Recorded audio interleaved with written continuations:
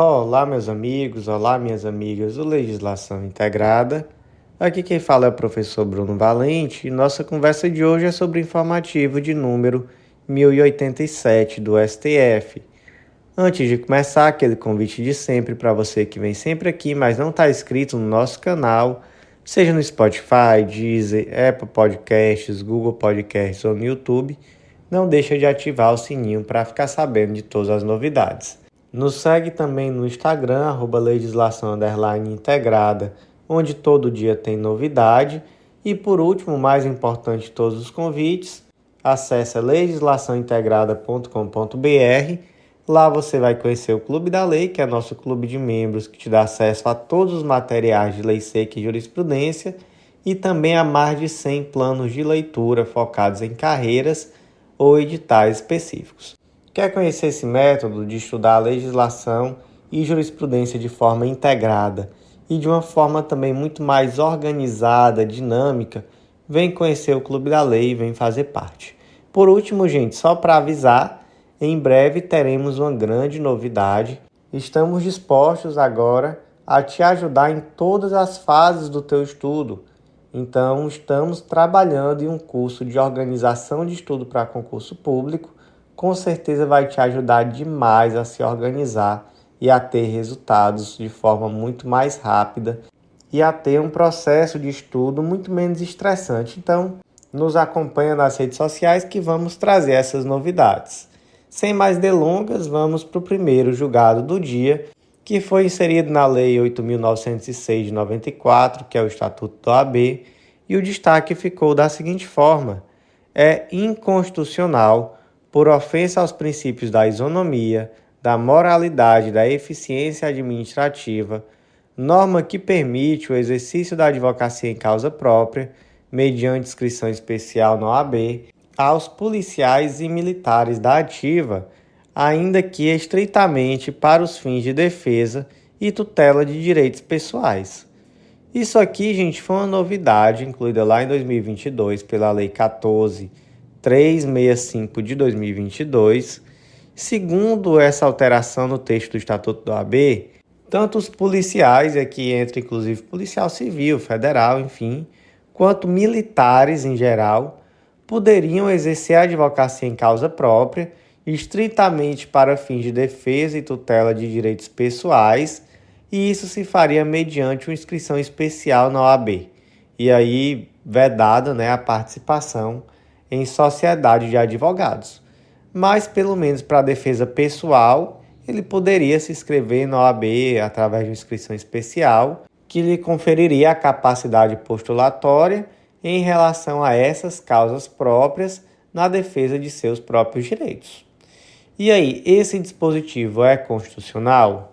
A STF entendeu que não, porque primeiro entendeu que as restrições ao exercício da advocacia imposta a militares e a policiais em geral também não ofendem a Constituição, porque essas incompatibilidades têm exatamente a função de resguardar a liberdade e a independência da atuação do advogado, e não seria compatível essa atuação na advocacia com a subordinação hierárquica que é própria dos quadros militares ou dos quadros policiais em geral. Então, não seria possível um advogado estar sujeito ao poder hierárquico que é próprio de um policial. Esse é o primeiro ponto. O segundo grande ponto foi o de que possibilitar a advocacia a policiais facilitaria grandes abusos. Por quê? Porque pela sua própria posição, o policial tem um acesso muito facilitado, por exemplo, a autos de investigação, a inquéritos, a processos. E isso poderia, de alguma forma, desequilibrar a relação processual e ainda traria um risco de abusos, tráfico de influência, práticas que coloquem em risco a independência e liberdade da advocacia. Então, enfim, o STF entendeu que isso aqui poderia trazer uma série de grandes problemas e que, por isso, esse dispositivo seria inconstitucional. Portanto, foram julgados inconstitucionais os parágrafos 3º e 4º do artigo 28 do Estatuto da OAB, que foram incluídos pela Lei 14.365 de 2022.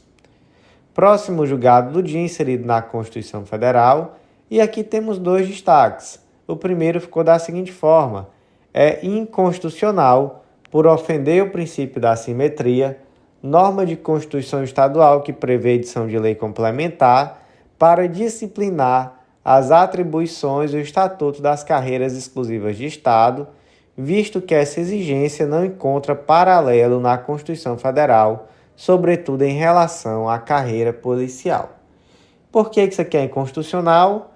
Por um simples fato de que o artigo 144, parágrafo 7º, diz que a lei disciplinará a organização e funcionamento dos órgãos responsáveis pela segurança pública, de maneira a garantir a eficiência de suas atividades.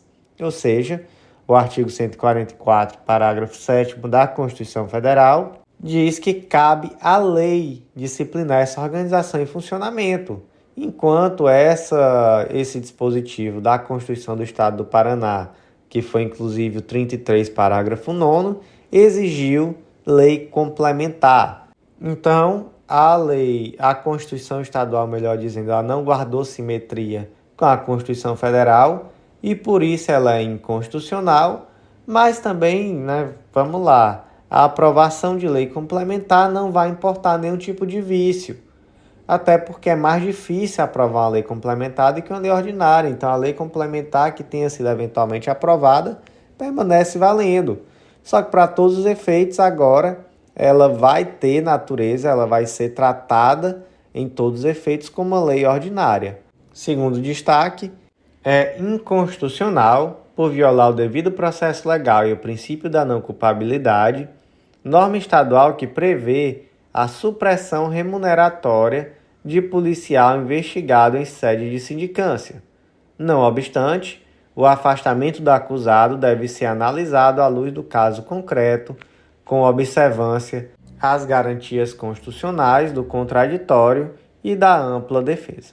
Os dispositivos aqui impugnados estão na Lei Complementar 14 de 82 do Paraná, que basicamente determinam aqui que, instaurado uma sindicância, um processo administrativo, ou havendo durante seu curso conveniência para a instrução ou para o serviço policial, poderá o Corregedor-Geral da Polícia Civil, por despacho fundamentado, ordenar o afastamento preventivo do policial civil até 90 dias, prorrogáveis uma única vez por até 60 dias, quando o recomendar a moralidade administrativa ou a repercussão do fato. Então, até aqui tem problema? Essa possibilidade de afastamento preventivo do policial civil investigado? Não, até aqui não tem problema, é possível. O problema está no artigo 216, parágrafo 1º, que diz que o Corregedor-Geral da Polícia Civil decidirá fundamentadamente pelo afastamento temporário ou não do exercício do cargo ou das funções, com supressão das vantagens previstas nesta lei do servidor policial civil processado criminalmente. Então, o grande problema está aqui nessa possibilidade de supressão de vantagens durante esse afastamento. E aí temos que entender que existe uma presunção de inocência que vai até o trânsito em julgado, de sentença penal eventualmente condenatória ou de processo administrativo que esteja transitando. Então existe uma presunção de inocência. E não é possível, enquanto houver essa presunção de inocência, que exista uma supressão de pagamento de salário, de remuneração. Então, em relação a esse ponto, esse dispositivo é inconstitucional. Os demais pontos impugnados dessa lei foram declarados constitucionais. Quais foram esses pontos? Primeiro, a necessidade de um representante da Procuradoria-Geral do Estado no Conselho da Polícia Civil, nenhum problema. Segundo ponto, a possibilidade de aplicação subsidiária de normas análogas constantes no Código de Processo Penal, nas hipóteses de aparente anomia da Lei Complementar 16 do Paraná. Ou seja, a Lei Complementar não traz uma solução para esse caso. Vamos ver o que diz o Código de Processo Penal para aplicar aqui de forma subsidiária quando a situação for análoga. Tem problema em relação a isso? Não tem problema nenhum. E mesmo que essa previsão não estivesse expressamente Esse método decorreria da própria Lei de Introdução às Normas do Direito Brasileiro, da própria LINDB. Próximo julgado do dia, inserido na Constituição Federal, destaque da seguinte forma: é inconstitucional, por violação à competência privativa da União para legislar sobre direito do trabalho, lei estadual que obriga hospitais públicos e privados a criarem uma sala de descompressão para ser utilizada por enfermeiros, técnicos de enfermagem e auxiliares de enfermagem. Então vamos lá. Lei número 17.234 de 2020 do Estado de São Paulo trouxe exatamente essa exigência, que os hospitais, tanto públicos quanto privados, tivessem uma sala de descompressão a ser utilizada pelos enfermeiros, técnicos de enfermagem, auxiliares de enfermagem, etc. Qual é o problema? É que essa lei trata sobre que tema? Trata sobre o direito do trabalho. Trata aqui, para ser mais exato, de uma norma de saúde do trabalho, De quem é a competência para legislar sobre direito do trabalho? Da União, artigo 22, inciso 1. Compete privativamente à União legislar sobre direito civil, comercial, penal, processual, eleitoral, agrário, marítimo, aeronáutico, espacial e do trabalho. Então, não é possível uma lei estadual tratar sobre direito do trabalho e, portanto, essa lei é inconstitucional. E ainda se viu aqui, na verdade, um vício de iniciativa, porque a iniciativa aqui deveria ter sido do chefe do Poder Executivo, porque se trata aqui de uma lei que regula a relação dos próprios servidores públicos. Então, também com base nesse argumento, se entendeu que existia também uma inconstitucionalidade formal por vício de iniciativa. Então, duas inconstitucionalidades aqui. Primeiro, uma inconstitucionalidade em virtude da competência ser privativa da União para legislar sobre esse tema. E segundo, uma inconstitucionalidade decorrente de vício de iniciativa. Próximo julgado do dia, inserido na Constituição Federal, e o destaque aqui ficou da seguinte forma: encontram-se presentes os requisitos para a concessão da medida cautelar, pois a plausibilidade jurídica quanto às alegações de que a norma cearense em debate não oportunizou a devida participação do Poder Judiciário e do Ministério Público cearenses no ciclo orçamentário para o exercício de 2023 e há perigo da demora na prestação jurisdicional, porque na execução mensal do orçamento público do ente cearense, a norma impugnada renovou a inconstitucional limitação da autonomia financeira do Poder Judiciário e do Ministério Público estaduais, outrora verificada na LDO 2022. Então, o que aconteceu aqui? A lei número 18.159 de 2022 do Estado do Ceará previu que as despesas da folha complementar do exercício de 2023 não poderiam exceder 1% da receita anual da folha normal de pagamento de pessoal projetada para o exercício de 2023. E aí, dentre todos os órgãos, entes, etc., incluiu aqui o Ministério Público e o Poder Judiciário nessa vedação. O dispositivo é constitucional? A STF entendeu que não. Por quê? Porque o Ministério Público e o Poder Judiciário possuem autonomia financeira. E a eles não foi dada a possibilidade de participar da formação dessa diretriz. Então, não é possível que unilateralmente se imponha uma limitação orçamentária financeira ao Ministério Público e ao Poder Judiciário, tendo em vista que estes possuem autonomia orçamentária. Então, foi deferida aqui uma medida cautelar e esses dispositivos, então, não poderão ser aplicados, não sendo possível, então, essa limitação até que venha uma decisão em sentido final. Destaca-se ainda que na ADI 7073, que foi aqui recentemente comentada, foi fixada inclusive a tese de que é inconstitucional a limitação de despesas de folha complementar do Ministério Público Estadual do Ceará em percentual da despesa anual da folha normal de pagamento, sem a devida participação efetiva do órgão financeiramente autônomo no ato de estipulação em conjunto dessa limitação na LDO. Então, já existe até mesmo uma decisão, foi na DEI 7073, que trata sobre um tema muito semelhante e que ali o STF resguardou a autonomia orçamentária do Ministério Público do Estado do Ceará. Então, tudo indica, que essa liminar posteriormente vai ser confirmada e, de toda forma, ela já de agora suspende os efeitos dessa lei. Próximo julgado do dia é uma tese de repercussão geral, tema 651, e essa tese tem 3 destaques.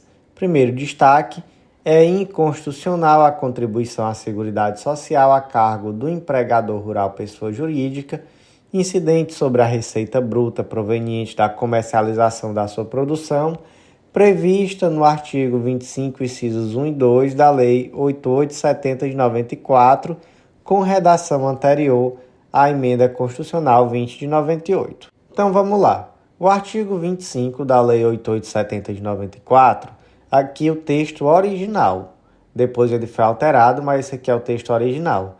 Ele traz que a contribuição devida à Seguridade Social pelo empregador, pessoa jurídica que se dedique à produção rural, passa a ser a seguinte: 2,5% da receita bruta proveniente da comercialização da sua produção e 0,1% da receita bruta proveniente da comercialização da sua produção para o financiamento da complementação das prestações por acidente do trabalho.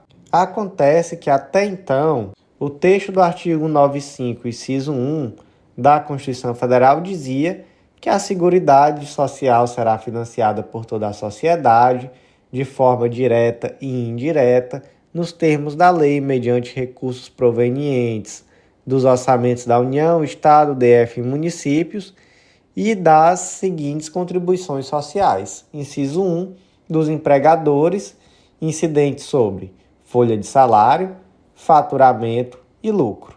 E aí veio o debate. A Lei 8870 trouxe como base de cálculo da contribuição a receita bruta proveniente da comercialização de sua produção. Por sua vez, a Constituição Federal trazia a possibilidade de incidência sobre salário, faturamento e lucro. Tinha receita bruta? Não tinha. Então, o que se entendeu? Que essa disposição era constitucional. Professor, e qual é a diferença de receita bruta para faturamento?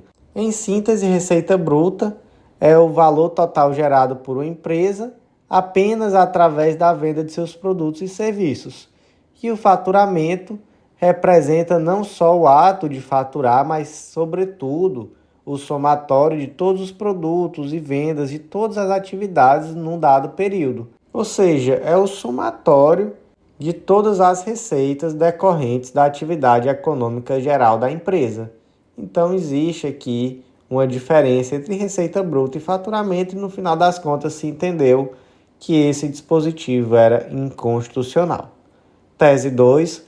É constitucional a contribuição à Previdência Social a cargo do empregador rural pessoa jurídica, incidente sobre a receita bruta proveniente da comercialização de sua produção, prevista no artigo 25, incisos 1 e 2 da Lei 8870 de 94, com redação dada pela Lei 10.256 de 2001.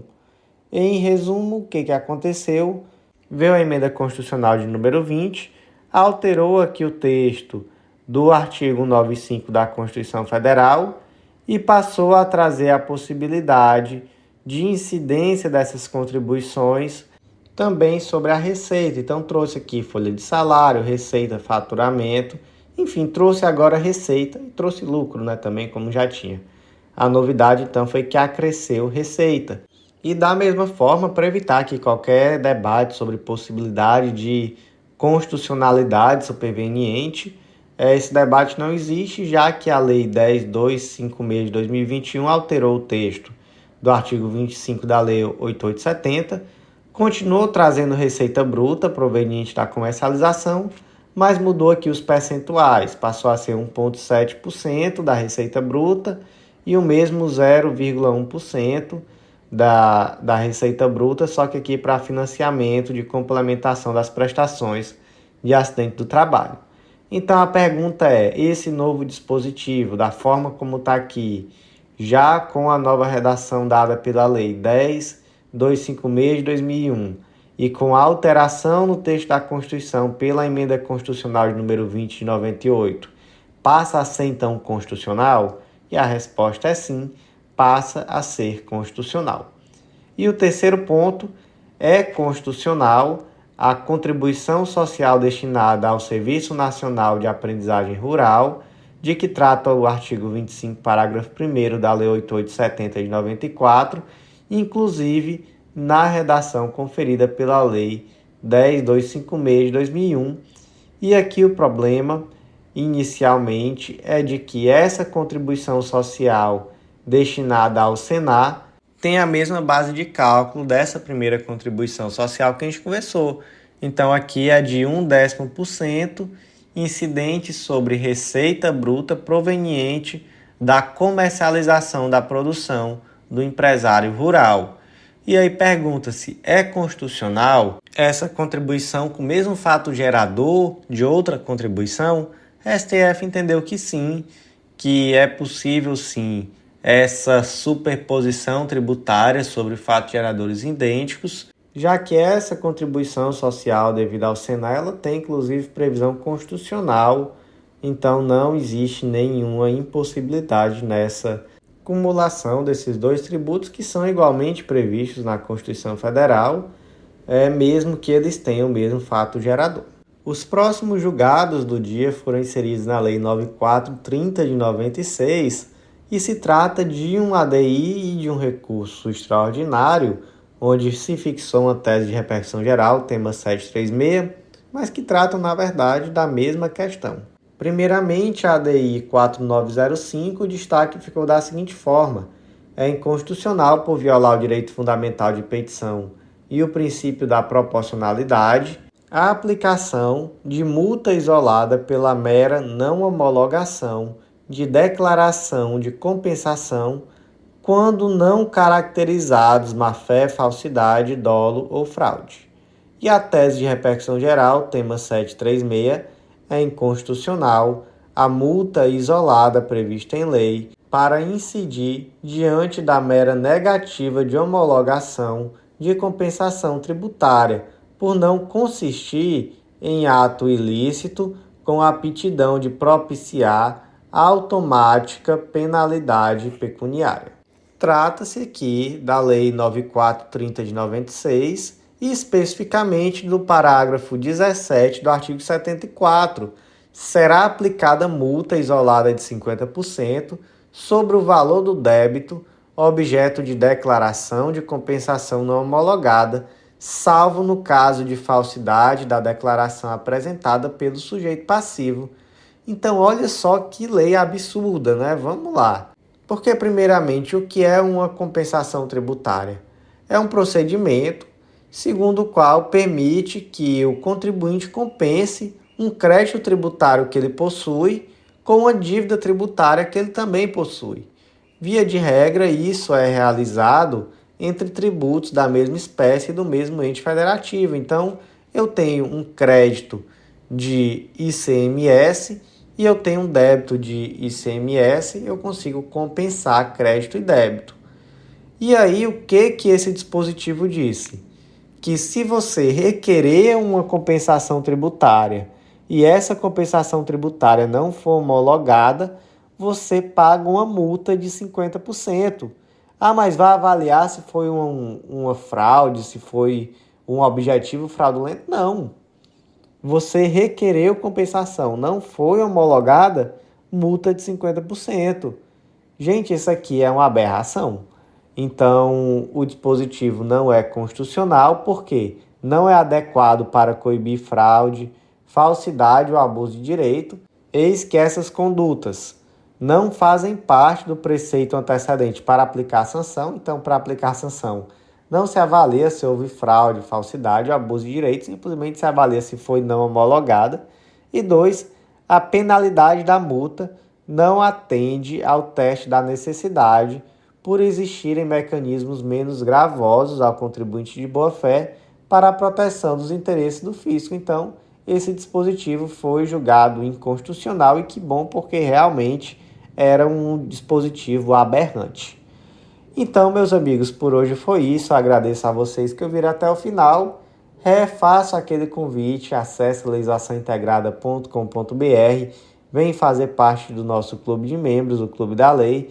Nós te aguardamos com a certeza de que esse material vai ajudar muito nos seus estudos daqui para frente, vai te trazer uma organização, uma sistematização, um ganho de tempo através da integração da lei seca com a jurisprudência, enfim. Só tem vantagem, vem fazer parte, que eu tenho certeza que temos muito a contribuir contigo. Te aguardo no nosso próximo podcast. Até lá.